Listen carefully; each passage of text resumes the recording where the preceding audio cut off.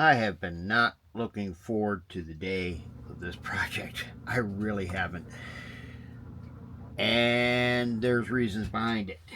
And we'll be talking about that next on Psycho for Tyco. From Tyco, of course. Okay, I have not been looking forward to this day. Now, one thing I do want to get out of the way is I got some good news and bad news, which is actually both, and that is my work schedule has turned around and conflicted with the home show, which means I cannot get V&T number 5 out on its premiere, but that buys me time so I can take my time on this, which is good because it took forever to get what I needed and figure out what I had to do on this project. So that's one of the reasons why this video's come out in 2 weeks instead of the way it's been coming out each week, because, you know, I've been trying to push this project on my free time. So with that out of the way, let's talk about what I plan on doing here. Now, looking at the picture of V&T number 5, you'll notice it had a very short tender. This was going to be my biggest problem because of me lowering the chassis, lowering the boiler on the chassis. I didn't think that I was going to be able to get the Northwest Shortline re-gear system in, and that's pictured right here. The other thing is, as you know, I was going to do another one of these Tyco steamers for a different project, and that was going to be one of the Tonopah and Tidewater locomotives, because as you know, I also modeled a Tonopah and Tidewater, both modern and historic. Found out that the Roundhouse Old Timer kit was the actual basis of number 7 and number 8. So when that comes around, and I'm really mad at eBay right now, when that comes around, we're going to go ahead, we're going to do a video on that, because I have to do some modifications to the Roundhouse model in order to make it look more prototypically correct for the Tonopah and Tidewater. Alright, so with that done, I was able to find this project tender from another project that I was doing that failed, and this was done in my, I have a lot of money, so I'm going to just go ahead and blow it, which is fine. I mean, you know, if you have the money to buy a rare piece of equipment, that's great, but it wasn't what was going to work with the system, so therefore I turned around and bought another one, and this one just kind of sat going, wonder what I can do with it, which was primarily nothing. In any case, the tender's the right length. Unfortunately, it's a coal burner like every other model train tender I've seen. And the other problem is this is European. This is a Roco, and I've got it already disassembled, ready to go. This is a tender drive system, so I guess it works in the spirit of Tyco, but it had a really weird system to where I couldn't hook up DCC to it directly. This is the circuit board. I already have a solder brake on it. Here's the thing I don't like about European DCC versus American DCC. This is a DCC ready plug. The DCC ready plug is female, which means I can't hook up any readily available American DCC like Digitrax or TCS for this sort of project. I had to go and I had to find a European version. And thank you, SBS for DCC, which is their website right here. They were able to find me a European style sound decoder. This is their Zemo MSP. This is their Zemo MSP 450 P22. That's it. This one has the male plugs, and when I went through the instructions, they were in German. Yeah, here's the instructions.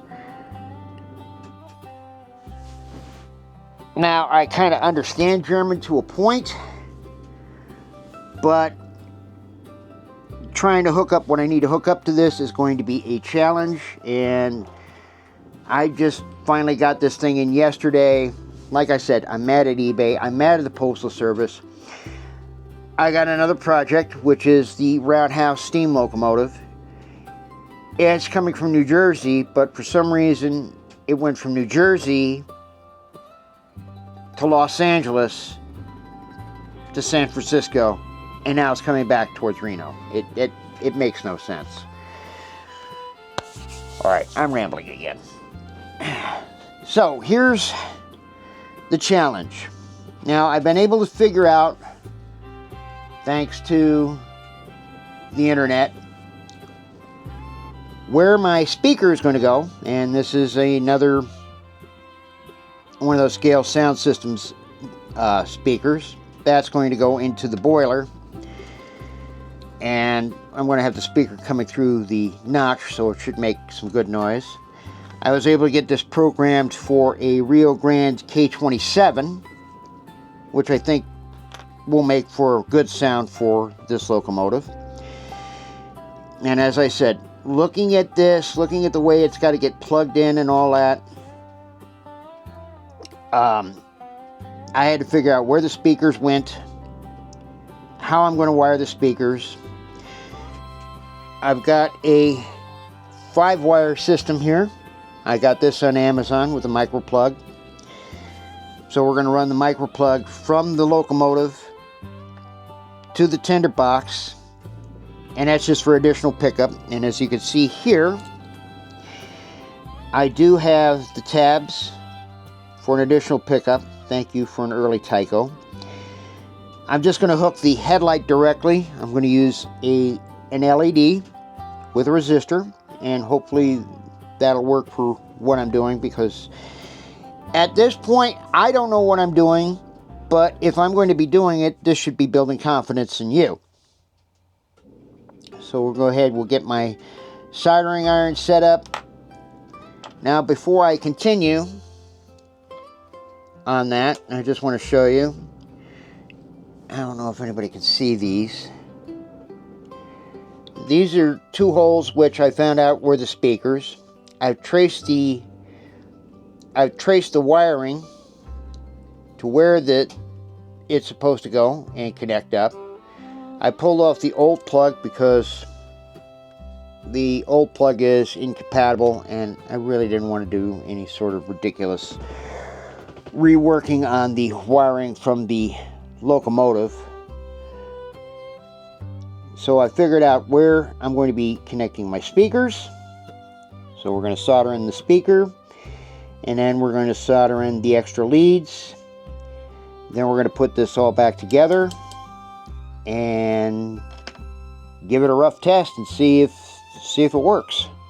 Okay, and through the miracle of time, we are back. I have gone ahead and I've soldered everything together. Y'all don't need to see that. You've seen how I've done that before. Hopefully I've got all these plugs set in the right place. Oh, this is going to be fun because, yeah, I didn't shorten up these, but the reason I haven't shortened up these is I'm not 1,000,000% correct that these are the right speaker wires. So let's go ahead and reassemble this Roco monstrosity. Now first I got to plug in the wipers, and the wipers just pop in like that, and the wires go around the notches here. And then we have to install our motor. And this is another thing I really don't like about European type motors. This is a 6-pole motor, so this is like a superior motor to anything America has. But the way they got the contacts, they've got 2 springs here, and the springs go up to the circuit board. And so I have to match up the spring holes with the circuit board contacts. And the motor should... Okay, after some brief technical difficulties, we're back at trying to put my motor back in without breaking wires. So we just got to push the motor in, get it around the notches,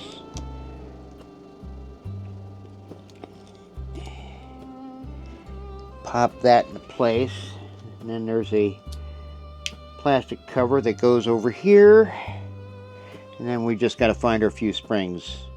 Alright, putting the springs in is rather easy. Just put the end on a screwdriver, drop those in, and this just pops over the top, and then we just got to put the screws in here wherever I put the screws. Are these the screws? These are probably not the screws. These are not the screws. So let me find the screws here real quick.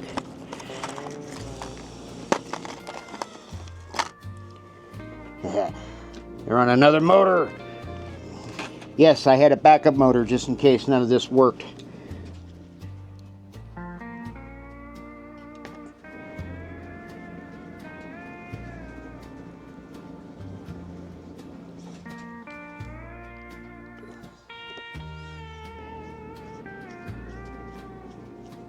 Now, don't get me wrong about Roco or European-made American locomotives. I've got nothing wrong with the detail, the design, and in some cases the price.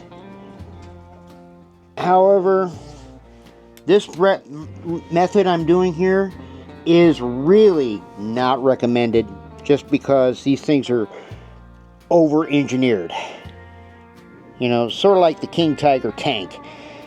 They were over-engineered so much, the reason they weren't practical in combat is they were over-engineered. And I think in my position, the Rocos are a little over-engineered when it comes to design.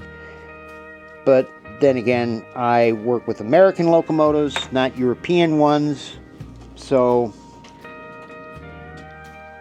therefore I'm biased. Okay, so we've got this all mounted up. Now, in theory, I would go ahead and I would put the tender body back on. I'm not going to do that as of yet. I want to test everything. However, I do want to put the tender body on so I can figure out the configuration of where the decoder goes. And it looks like the decoder goes this way. So we plug in our decoder. And we'll be right back because I've got to clean off the table. I got to wait for my soldering iron to cool, which is off screen right now. So I'm going to wait for my soldering iron to cool. We're going to plug everything together. We're going to see if the first initial test works or if we're going to go with another test pattern. Alright, nothing like having my Wi-Fi not being able to authenticate.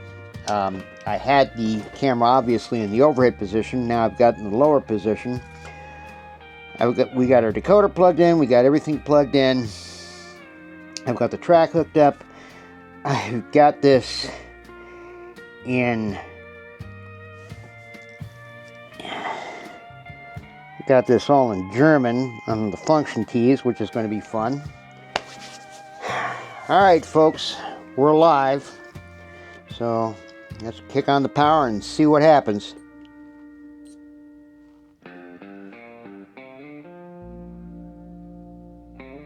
Let's kick on the power. Whoa, that's interesting.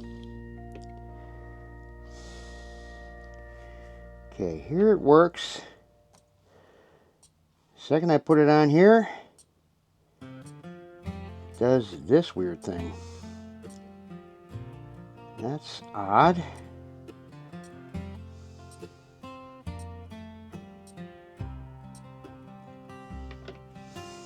Alright. Let's just unplug the unit and see what happens. We still have this. Okay, something's either shorted out or something's connected onto here. I'm not sure. We're going to check that and we'll be right back. Okay, I have no idea what it's doing, but it continues to like short out on the track. As we can see here, it's doing this, which is telling me it's shorting out. And I'm not sure if it's the decoder.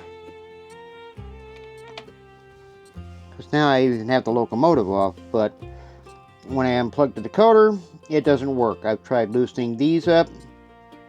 Again,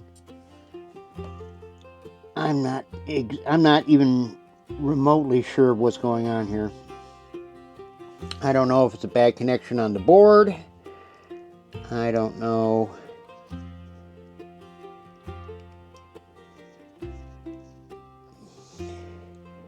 We've got bad soldering. I'm just going to loosen up the board here. I'm going to try it one more time, see what happens.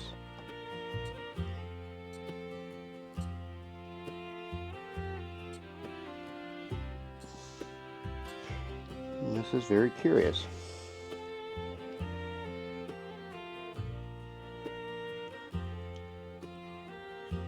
Well,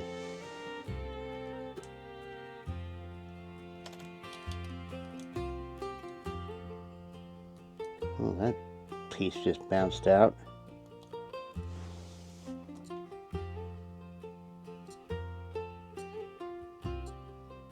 Yeah, this is weird. Alright, so this project is turning into a money pit. But I think we're going to go back to the old traditional way of doing this. So this has been a lesson in futility, unless someone out here can give me a suggestion on why this isn't working. I'm not sure if it's the decoder itself, because obviously when I unplug the decoder, nothing happens. It shouldn't be the wiring. Nothing's grounded on here that I can see. The second I plug in the decoder, it decides it doesn't want to do that. So I don't know if it's the circuit board or what, because again, you know, it's a German Austrian sort of kit, so I'm not sure exactly what's happening here. So I think we are going to go with a more traditional approach, perhaps, and see where we go from there. Maybe I'll go ahead and I'll shorten out a tender, because I do have another tender, rest assured, because before I looked at this and went, oh wait, this might work, I went ahead and I bought, if I can undo it here, this should take a second. I did buy an AHM tender, but obviously the AHM tenders, now I'm looking at it, it's really big. I'm hoping I don't have to scrap the project. I really don't. I know there's another member out there who's a member of the Virginia Trucking Modelers, and he took a modified roundhouse locomotive. This is so weird. He took a modified roundhouse motor, modified roundhouse locomotive, and he was able to modify it. And this tender would have been perfect. So I guess we're back to the drawing board. Unless I can figure out why it's shorting, which I don't have any idea why it's shorting. Even if these wires weren't soldered on, it shouldn't be doing anything because it's not connected to anything, obviously. You know, that was my first thought. Maybe I reversed the locomotive, but it's literally when I plug in the decoder. So that is odd. So we'll title this one A Lesson in Futility until I can figure out what else is going on here. I'm almost willing to bet it's the circuit board for whatever reason. If I can find maybe a smaller circuit board. I don't know. This has been perplexing, but I'm pretty much out of time. I've got to get this video up and running. So we're just going to title this A Lesson in Futility, and we're going to go from there. So until then, I am Psycho for Tyco, but not Psycho for Roco.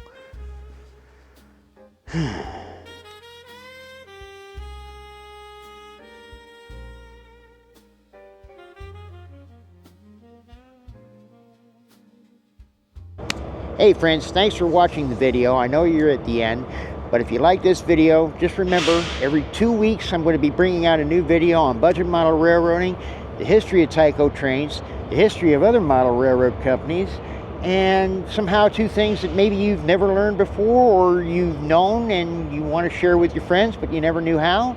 Well, here's the way.